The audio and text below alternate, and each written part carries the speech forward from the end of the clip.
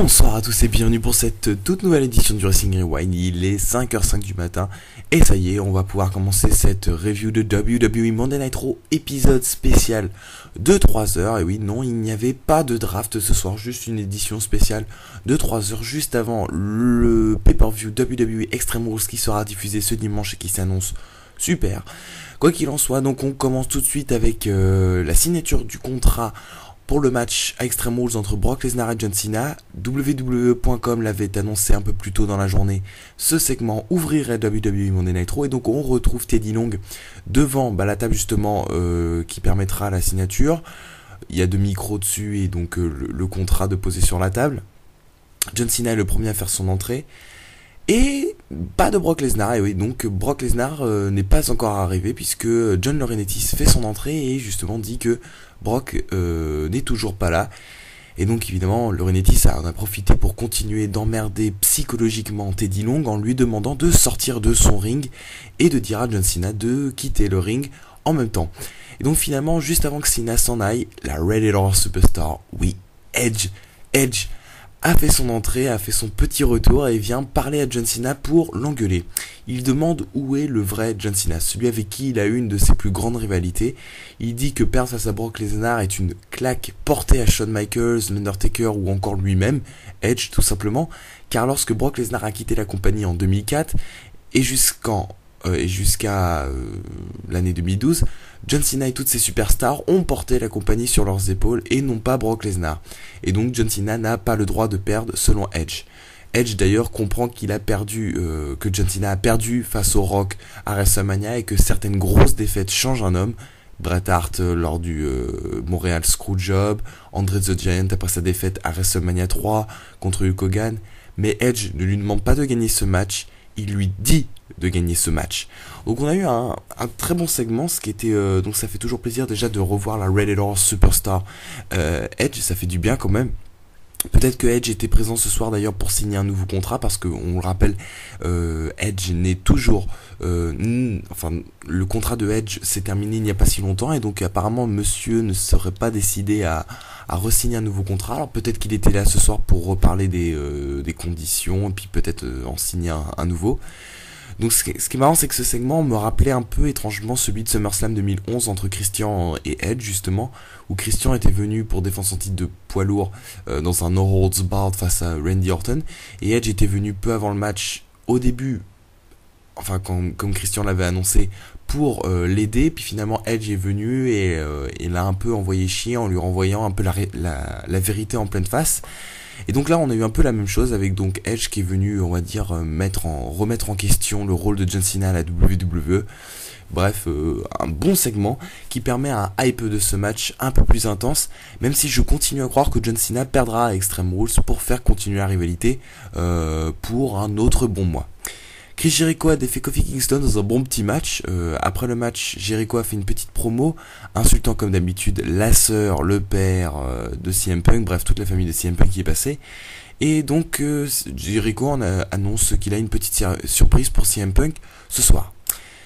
Alors je voudrais m'arrêter 2 minutes pour un coup de gueule quand même. À quand un push pour Kofi Kingston? Ce mec passe ses semaines à Raw à affronter du main eventer et la WWE ne lui donne pour l'instant aucune chance de montrer ce qu'il vaut. On lui laisse aucune chance de montrer ce qu'il vaut quelque chose dans le spotlight du WWE Championship. Ça veut dire que si Kofi Kingston, on pourrait essayer au moins de le mettre dans le spotlight du WWE Championship, essayer, pourquoi pas, ça pourrait donner de bonnes choses. De plus, imaginez Kofi Kingston face à CM Punk pour le titre de la WWE. En plus d'avoir de la gueule, ce match-là, les deux amis, même très amis d'ailleurs, Kofi Kingston et CM Punk, ça pourra apporter plein d'idées nouvelles et intéressantes lorsqu'on connaît le talent des deux hommes.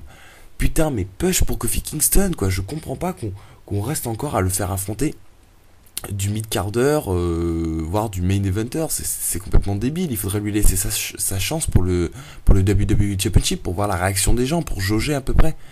Concernant Chris Jericho, Extreme Rules est évidemment sa dernière chance. J'ai l'impression la final chance, comme on peut dire, car s'il vient à perdre à Extreme Rules, que va devenir ce pauvre Jericho? Je le vois mal retomber dans une grosse rivalité sans titre, ou quelque chose du genre, et je le vois mal aussi retomber face à du mid-carder pendant des semaines et des semaines. Donc pour le match de ce dimanche, c'est vraiment 50-50 entre Punk et Jericho après tout. Punk sera à Chicago pour défendre son titre, et même s'il catchera chez lui, ça ne lui assure pas la victoire. Même justement, ça ajouterait du piment au personnage de Jericho que de battre CM Punk à Chicago pour le titre devant le public justement du champion de la WWE. Ça relancerait bien la feud, et un Equit match entre Chris Jericho et CM Punk pour Over the Limit, ça a de la gueule et c'est crédible quand même. On a eu droit pendant toute la soirée à des vidéos où on mettait en avant le Brock Lesnar, et notamment le fait, les raisons de son retour à la WWE et pourquoi il s'en est pris justement à John Cena. Donc comme d'habitude, c'est une feud pour déterminer qui est le visage de la WWE. Brock affirme que s'il n'était pas parti, John Cena ne serait pas le visage de la WWE, ça serait lui. Bref, voilà, quelques vidéos promo lors de tout le Monday Night Raw, sur toute la durée, il y a eu plein de promos de Brock Lesnar sur ses meilleures victoires, etc. pour, on va dire, vendre le personnage. C'est assez intéressant, mais bon, voilà, moi, Brock Lesnar ne me fait ni chaud ni froid. Josh Matthews est à l'interview avec CM Punk qui nous présente le petit cadeau de Chris Jericho. C'était donc un panier rempli de bouteilles d'alcool. Alors je ne vais pas analyser, il ne se passe rien si ce n'est un petit segment marrant lorsqu'on voit la tête de CM Punk lorsqu'il voit le panier rempli d'alcool. Bon, il le donne à Josh Matthews car selon lui il n'en a aucune utilité. À noter quand même qu'il garde dans une main une bouteille de Jack Daniels à la fin du segment. Donc cette bouteille va servir apparemment. R-Truth a perdu face à Lord Tensai. Je commence à être un peu fatigué de ces matchs squash à chaque Raw et SmackDown. Lord Tensai à Raw, Ryback à SmackDown, c'est gonflant et prévisible. Bon, au moins il y a un mieux pour Tensai, il ne défonce plus du jobber, mais du mid-carder. Mais on reste quand même sur notre position à se questionner. Mais bordel, mais ça va durer combien de temps ces squash ? N'empêche que je souhaite bonne chance au Booker pour trouver une rivalité crédible entre Lord Tensai et une superstar crédible, car son personnage est tellement atypique et cliché, et si en plus il ne parle même pas en anglais face au public, son personnage sent le gros bide à 300 mètres quand même, parce que c'est-à-dire que les bookers le mec ne parle même pas anglais face au public, c'est-à-dire il parle japonais devant le public. Bon, ça fait partie du personnage, mais si en plus il ne parle même pas anglais, comment il va pouvoir vendre encore plus son personnage ? Il va être bloqué forcément, et donc pour moi Lord Tensai ça va être un bon bide. Peut-être pas comme Ryback quand même, je pense plutôt Ryback a plus de chances de s'en sortir que Lord Tensai, mais Lord Tensai, bonne chance quand même. On a eu ensuite un segment micro avec Kane qui nous parle de son attaque sur le père de Randy Orton. Il dit que c'est pas une vipère, c'est pas Randy Orton, c'est un enfant qui pleure, apeuré, blablabla. Bref, Randy Orton apparaît sur le titre en tronc avec Paul Bearer attaché à une chaise roulante. Randy l'enferme dans une chambre froide, mais Kane dit qu'il n'ira pas le chercher car son seul père c'est le diable en personne. Finalement, Randy Orton attaque Kane lors de son retour en coulisses. Il attrape un tuyau en fer et frappe plusieurs fois Kane, l'obligeant à fuir par le public. Je sais même plus quoi penser de la fun. On a l'impression d'avoir une feud bouche-trou car Kane et Randy Orton n'ont rien à se mettre sous la dent depuis quelques semaines. Une feud pas vraiment intense, mais malgré tout, un Falls Count Anywhere match à Extreme Rules qui peut nous offrir de belles choses. Les deux n'ont pas peur de mettre la main à la pâte lors de matchs extrêmes, on l'a vu dans le passé. Alors bon, après leur bonne confrontation à WrestleMania, espérons que la bonne série continue, car si certaines feuds à la WWE brillent dans les segments micro, mais pas dans les matchs, là c'est tout l'inverse. Concernant l'avenir de Randy Orton, je le vois bien gagner Extreme Rules pour en terminer une bonne fois pour toutes avec cette rivalité et possiblement changer de cap. Mais comme c'est vrai qu'en ce moment, comme Sheamus va conserver le titre poids lourd à Extreme Rules, je vois mal Orton repartir en feud avec lui, surtout surtout face contre face. Donc bref, pour l'instant, l'avenir d'Orton est incertain et pour le moins divers en termes de solutions.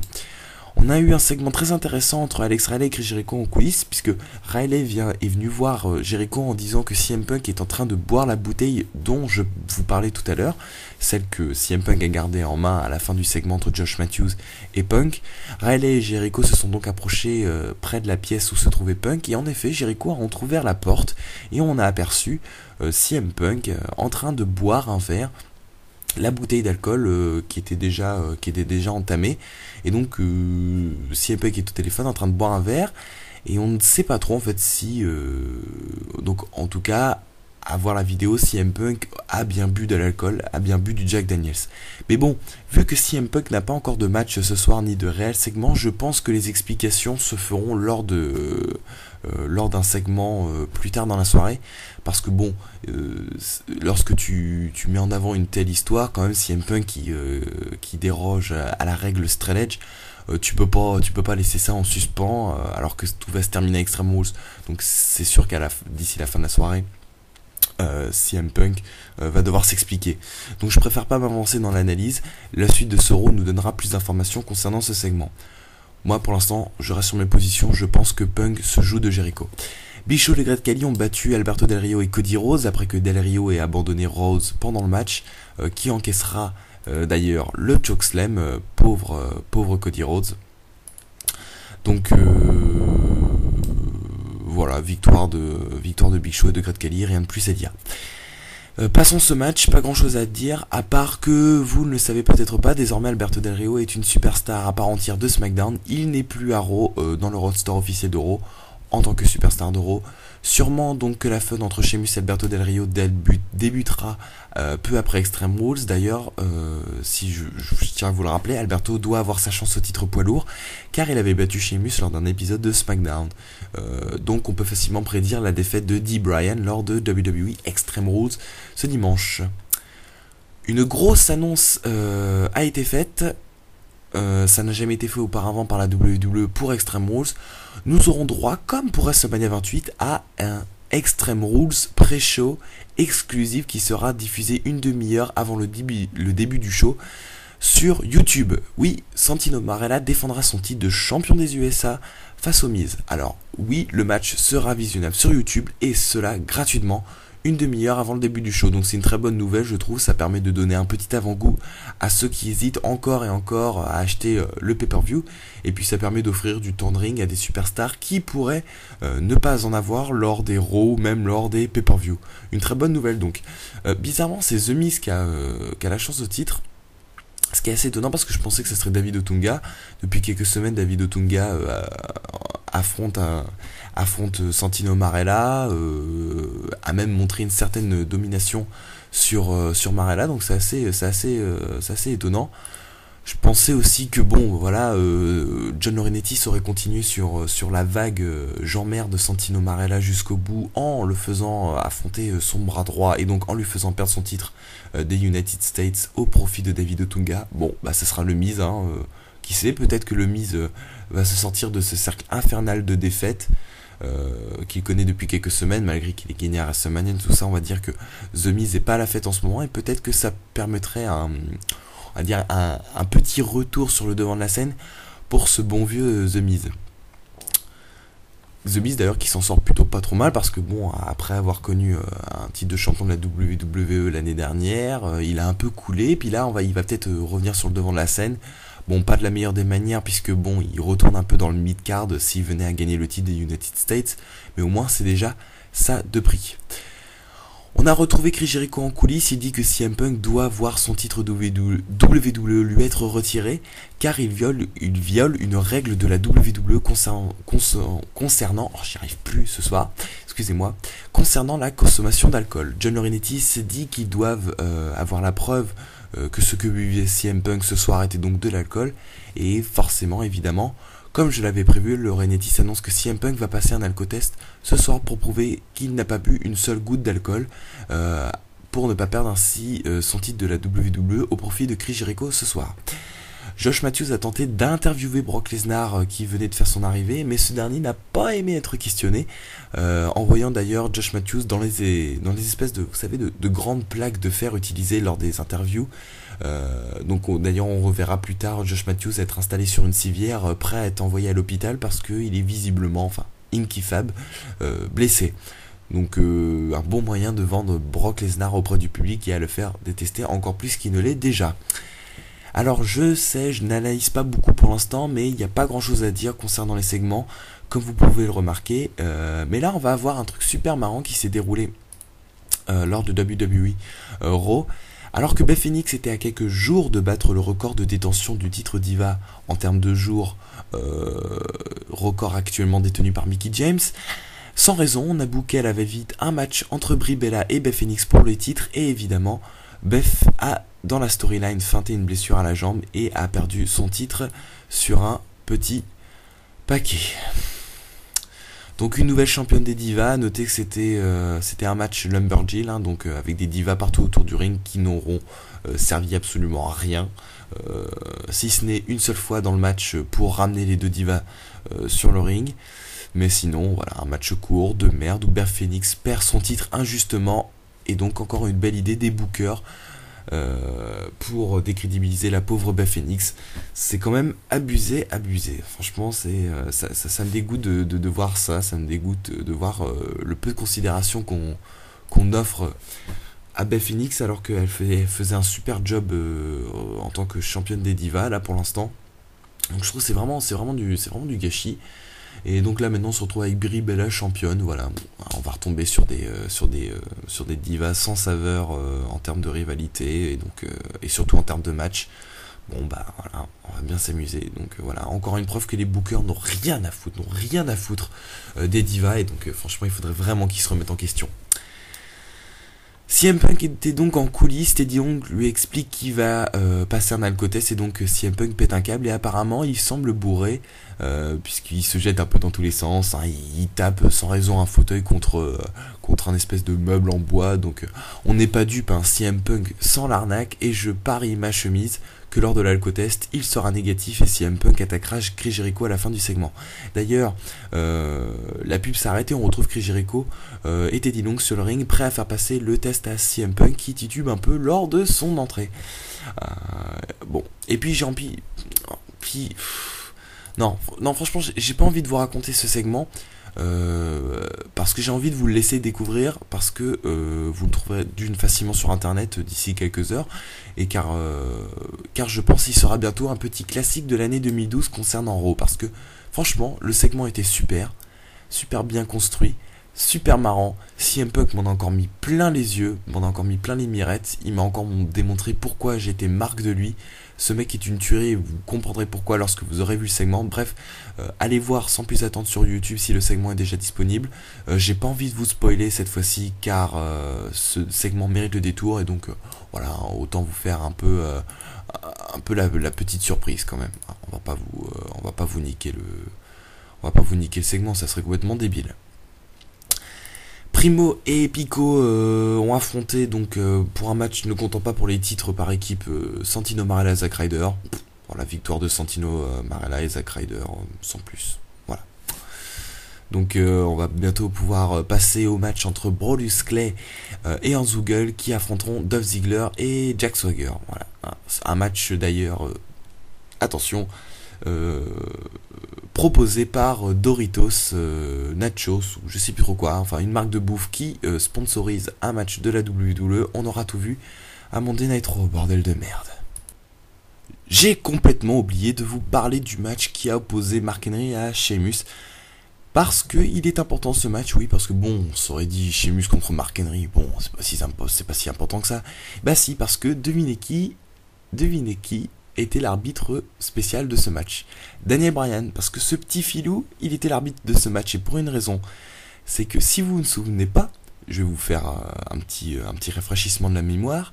Sheamus a toujours cette restriction au-dessus de la tête, donc si elle touche un arbitre de la WWE, il sera viré définitivement. Donc Daniel Bryan a donc profité de cette situation pour arbitrer le match et chercher à faire craquer psychologiquement Sheamus, en lui proposant de le frapper au visage. Donc Daniel Bryan s'est approché et lui montrait son menton et il disait vas-y frappe-moi.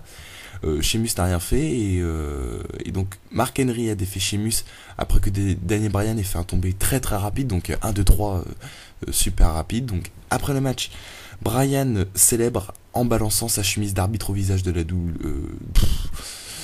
au visage de Sheamus, et donc grosse erreur, parce que bon, ça voulait dire que Daniel Bryan n'était donc plus arbitre officiel, puisqu'il avait balancé sa chemise, et donc le match était terminé. Et forcément, évidemment, le Celtic Warrior en a profité pour ramener Bryan sur le ring pour le tabasser. Sheamus portera un Brogue Kick sur Mark Henry. Le temps qu'il s'occupe ensuite de Daniel Bryan, il va se faire avoir et encaisser le Yes Lock pendant une bonne minute. Et ensuite Daniel Bryan célébrera sur le Titantron. Donc un segment sympa, sans plus, pour mettre un peu de piment dans cette rivalité qui s'arrêtera, je pense, à Extreme Rules. C'est inutile de le rappeler. Ensuite, donc, on va avoir le match, je vous l'ai déjà dit, entre Brodus Clay et Hornswoggle contre Dolph Ziggler et Jack Swagger. Un petit coup de gueule quand même, parce que Raw en ce moment, c'est pas mal, Raw en ce moment, c'est de qualité, mais il y a un truc qui m'énerve. Mais alors vraiment, un truc qui commence vraiment à m'énerver. En plus de la non-considération des divas, c'est que maintenant la pub commence à nous prendre le chou, mais sérieux, partout, de la pub, partout. Et donc là maintenant, on se retrouve avec un match par équipe, simplement un petit match par équipe, sponsorisé par une marque de gâteau apéro. Donc vous vous rendez compte, un match comme ça, anodin, lors d'un Monday Night Raw, sponsorisé par une bouffe malsaine en plus, enfin une bouffe malpropre quoi, une bouffe de merde. Je me demande quand même à quel point là on est arrivé quand même pour faire la promotion de trucs dégueulasses. D'ailleurs pour vous dire, pendant l'entrée de Jack Swagger et Dolph Ziggler, on verra Jerry Lawler boire un verre de je sais pas trop quoi, de soda, tout en faisant encore la promotion de cette connerie de produit.